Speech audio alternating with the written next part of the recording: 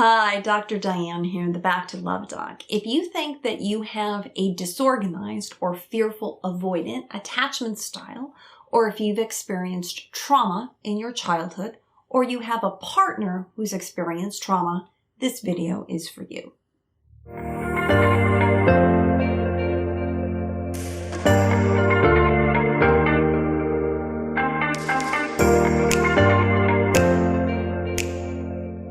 When talking about attachment styles, I want to honor that you may have suffered a difficult home life as a child. I don't like the word disorganized or fearful avoidant, so instead I call this person Confused Connie or Connor. It's not about how organized or avoidant you are, but rather how confused you might feel about relationships. The person who's confused didn't know who was safe.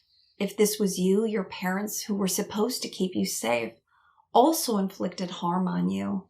No wonder you don't know who or what is safe. And if you are this type, you are most likely abused, either physically or emotionally. You rarely, if ever, felt safe, cared for, or secure in your relationships. There may have been many unfortunate reasons why this happened. You had a parent or parents who had profound issues themselves. They may have suffered from mental health problems, maybe severe depression or substance issues, or had a serious anger problem. In addition to these types of struggles, they may have suffered environmental pressures or stressors. They may have had no help, resources, or they were experiencing negative stigma, racism, oppression. Regardless, your parents had hardships that made bonding in a secure way nearly impossible. And unfortunately, you suffered as a result. As you're beginning to understand the root of your problems runs deep into your childhood. It's affected you in more ways than your memories. Because as a child, 80% of your brain is developed in the first 2 years of your life. Your brain and your nervous system are greatly affected. Neuropsychological tests that look at the brains of trauma survivors compared to non-trauma survivors find critical differences, such as an area of the brain called the hippocampus.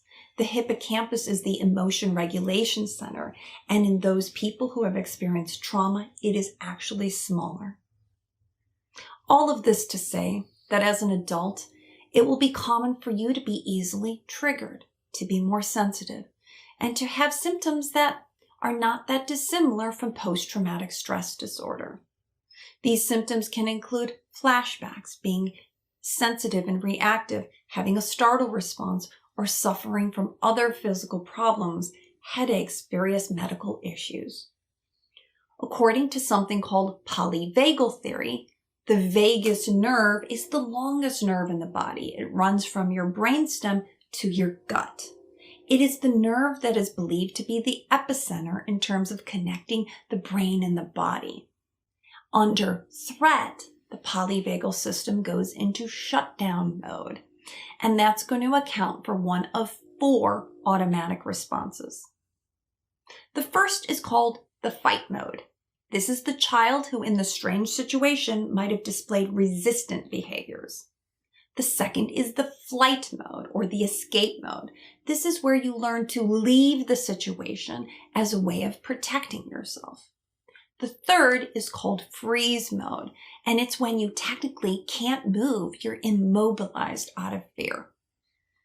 And according to polyvagal theory, the 4th response is called the fawn response. This is where you fawn over people or appease them in a way to keep yourself safe. All 4 of these are considered adaptive survival strategies. And you have to know that because oftentimes people who have experienced trauma also experience shame. Why didn't I speak up? Why didn't I do more? But you couldn't because you were in a situation where you simply needed to survive. The problem is that trauma is going to leave scars, and the scars will be in your body, not visible, but in your tissues. Vandal Besserkorf wrote a book called The Body Keeps the Score.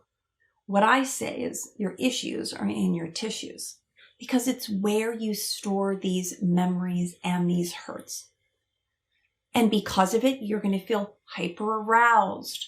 What that means is that you can be easily triggered, and that may take its toll in your relationships. In the population, about 8% of people are Connies or Conners. On my love style quiz, my data replicates the findings of attachment science. So what does this mean for you and in your relationships? Knowing that you have a physiological overreaction is a crucial first step. Learning then to calm the polyvagal system to become more socially alert and socially engaged is another. But your brain has one job to do, and that's to keep you safe from harm. As a result, your brain scans the environment to look for things that are potentially dangerous. Things that are new or novel. You might perceive them as threatening even though they're not necessarily so. Because your nervous system is ultra-sensitive, you feel everything deeply. Take, for example, you meet a new partner and they ask you legitimate questions about yourself. They're simply trying to get to know you. But immediately you might think, how might this information be used against me? Why do they want to know this? It's all so personal. But the look on your face is one of terror and your behaviors show that you're uncomfortable. Clearly, the other partner is going to sense this. It's going to take work to override this negative thought and to see somebody else's behaviors as benign, knowing that not everyone wants to hurt you. For you, the goal is to be able to tolerate negative emotions. And that means tolerating ambiguity as it relates to dating and in your relationships. The goal would be to not take things as personally. When you find yourself feeling triggered, you need to calm down first. Take a few deep belly breaths and also ask yourself, what is the evidence that my negative thought might be true? And when you do feel calm, then put yourself back into the situation. Because when you can look at it in a calm perspective, everything makes more sense. When it comes to boundaries, you either have very low boundaries or very high boundaries that no one can get over. Instead, what I suggest is think about something we call energetic boundaries. Having an energetic boundary means that you respond and react to what's happening in real time. Say, for example, someone's treating you well. They're interested in you and showing positive affection and attention. This would be time to relax into your body and allow these positive behaviors to continue.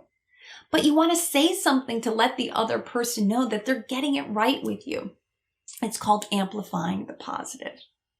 On the other hand, if your boundaries are too low and someone is inadvertently doing something that annoys or bothers you, you must also speak up.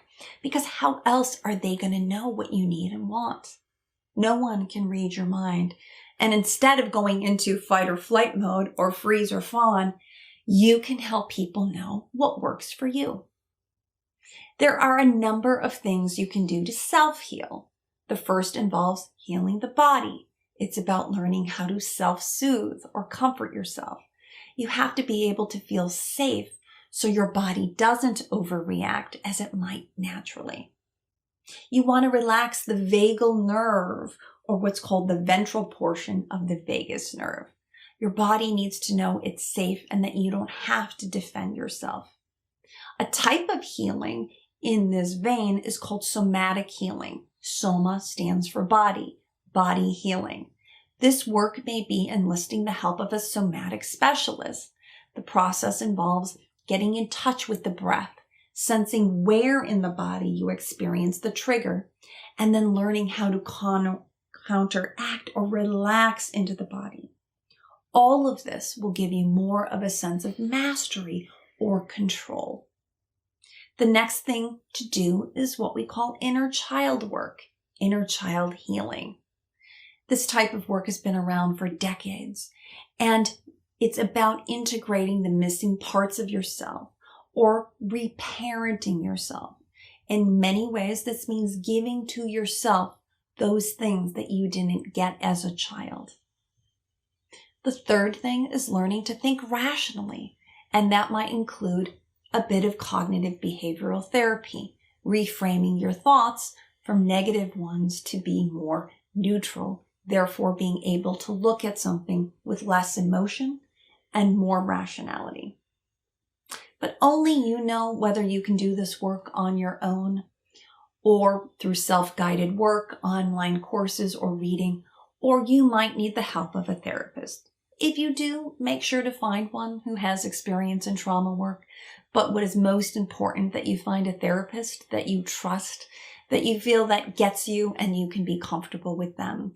Because often a lot of the reparenting that happens means creating a new secure relationship with this therapist, learning trust, and then being able to transfer that trust to someone else. Other helpful techniques that you might find helpful are called EMDR, eye movement desensitization reprogramming. This can help with specific post-traumatic stress responses and learning to soften the response that you have. There's also something called dialectic behavior therapy, or DBT. This will help you with mindfulness-based techniques and better managing stress and distress tolerance. If you want to know more tips and help about becoming secure and overcoming trauma, consider going to my webpage, backtolove.com, and taking one of my courses. If you like this video, leave me a comment below, and please subscribe to my channel. Thank you.